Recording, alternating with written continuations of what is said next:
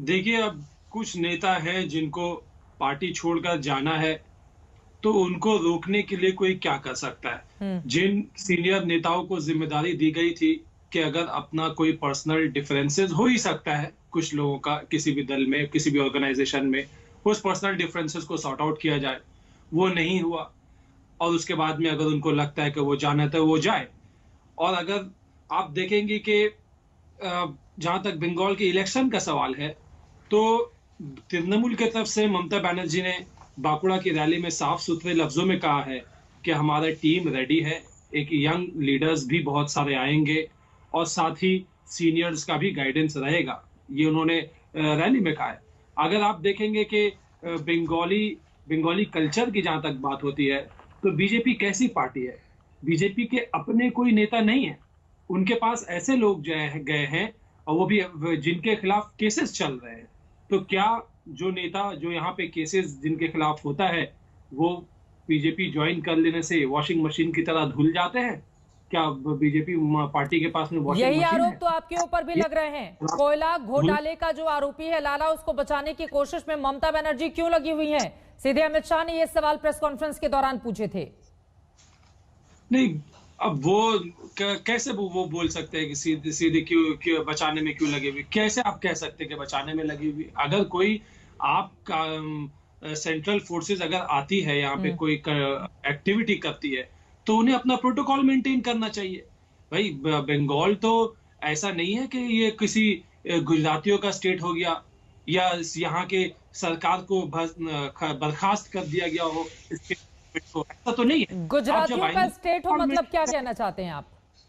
उसका मतलब ये है हाँ। कि आप आएंगे तो यहाँ पे तो लोकल अथॉरिटीज को जो प्रोटोकॉल है, आप तो उसको मानेंगे ना। लोकल अथॉरिटीज को बोलेंगे कि आप सेंट्रल टीम को, कोई लोकल पुलिस है, लोकल एडमिनिस्ट्रेशन है, डीएम है, एसपी है, उनको इन्फॉर्म करेंगे, उनको साथ में लेकर काम करेंगे, या आप बाहर से सेंट्रल एजेंसीज लेके काम करेंगे। ठीक है, मतलब आपका ये कहना है कि बाहर से सेंट्रल एजेंसियां आकर वहां पर नेताओं को या फिर बाकी लोगों को डराने धमकाने का काम करती हैं। संगीत रागी, इसके जरिए चुनाव जीता जाएगा क्या? कि दिल्ली से टीम भेजी जाएगी और वहां पर लोगों को डराया जाएगा?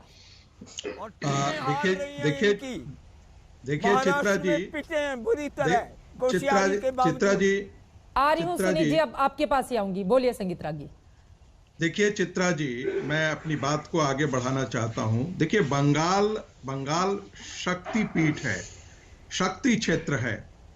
उस शक्ति क्षेत्र से यदि दुर्गा की प्रतिमा को हटा दिया जाए, उनकी उससे सरस्वती जी की प्रतिमा को हटा दिया जाए, तो बंगाल की विरासत के लिए कुछ बच नहीं जाता है। बंगाल पूरी देश को चेतनता प्रदान करता है। हमारे यहाँ वैष्णव क्षेत्र है। सुन लीजिए सर, उस बंगाल में यदि बंगाल के लोगों को यदि रेडिकल अपने दुर्गा जी की प्रतिमा को, सरस्वती माँ की प्रतिमा को विसर्जित करने के लिए यदि रेडिकल इस्लामिस्टों की मुंह जोहना पड़े, तो क्या ऐसे भारत की कल्पना 1947 में हमारे देशवासियों ने किया था क्या?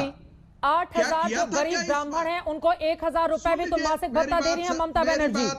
सुनिए मेरी बात। मैं ब्राह्मण और गैर ब्राह्मणों में नहीं जाना चाहता। हाँ, मैं मतलब पुजारी है ना जो मंदिर की पूजा करते हैं लोग। मेरा भारत बचेगा क्या?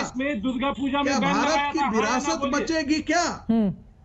क्या भारत की विरासत बचेगी क्या यदि बंगाल को दो गैर भारतीय मानस ने जकड़ रखा है? वो उनका ग्रहण लग चुका है। एक रेडिकल इस्लामिस्ट और दूसरा वामपंथियों से इस देश का छुटकारा हो चुका है, क्योंकि पश्चिम बंगाल की राजनीति में वो 6.8% पर आ गए थे।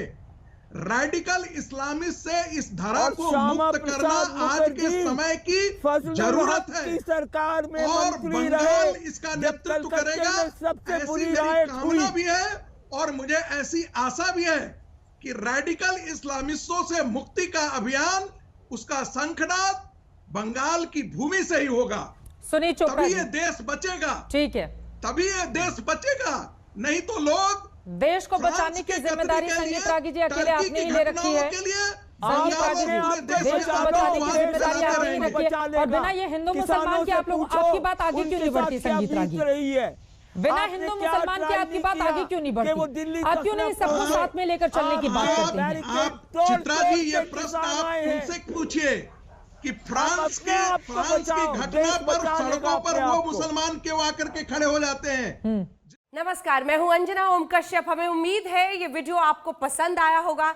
लेटेस्ट खबरों के लिए यूं ही देखते रहिए आज तक, और इस वीडियो के पसंद आने पर लाइक, शेयर एंड सब्सक्राइब करना ना भूलें।